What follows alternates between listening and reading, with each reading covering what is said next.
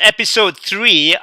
This is about asset allocation for Daniel. Now, he's just a great guy, okay? He started very early, much earlier than me when it comes to investing. And also keeping money. In fact, I'm quite embarrassed when I see him because he's so young, and I'm green with envy. I wish I had started out this young. I'd been much more successful. So let's see what he's all about. Now, Daniel is a very good guy. He is a programmer that's involved in fintech now. He's also involved in digital business. I've told him, hey, he can go really far, okay?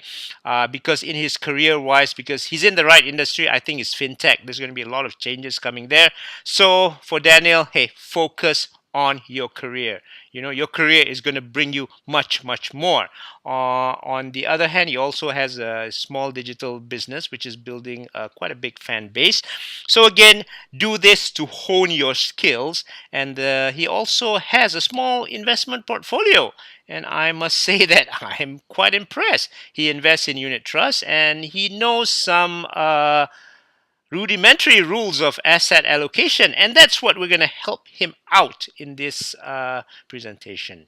Okay, so this is how I would advise him to allocate his assets. I'd keep about 60% of my money in cash, and those must be in high yielding accounts that give 6 to 8% per annum, simply because they're giving more returns for the money. And to me, this is Amanah Saham by PNB, whether it's Amanah Saham Bumiputra, Amanah Saham Didi, Amanah Saham Bumiputra 2. Now, if you have issues on the Sharia compliance of these funds, then I suggest you go to Tabung Haji, where you get about 8%. Now, this is very important because you want the 60% of your cash money to be growing steadily at about 6 to 8% per annum. Now, the 40%, I would allocate about 30% for IPOs. Your Bumiputra, hey, go and register for the MITI shares. Go and make sure you apply for the MITI shares. Then you can make some good gains there.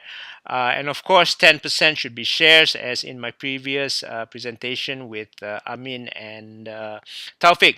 Go invest in blue chip shares. So you have 60% in cash and 40% in IPO and shares. Now, when there's nothing going on and there's no IPOs, of course, you keep the money of the 30% in either Amanah Saham or Tabung Haji, making sure that you earn a lot of interest. This is very important because when you have enough money in the savings, guess what? The money is going to make for you, is going to work for you, and is going to be able to pay a lot of your bills.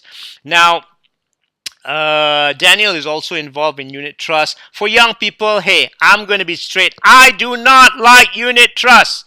Okay, this is why. They take a lot of your fees away. And this is actually a very interesting graph that was done by Tony Robbins. Basically said, if you're allowing someone else to take a lot of your commissions away, you are not very clever, because, hey, you put in all the capital, they become rich. You're just making someone else's rich, okay? So look at the impact there of the commissions on the capital. Just look at 1% annual, 2% annual, and 3% annual. Hey, the gain can go down by almost half just because of the commission. So when you're young, try to avoid commissions. Unit trusts are people like me. We're old, you know, we have the money. We're too lazy to work, and we just want a hands-off policy. But for the young people, don't ever do this. You got to work hard for your money, guys. Hard for your money. Remember that. We would be honored. If you like the free video financial plan from our team, just share on Facebook and PM me.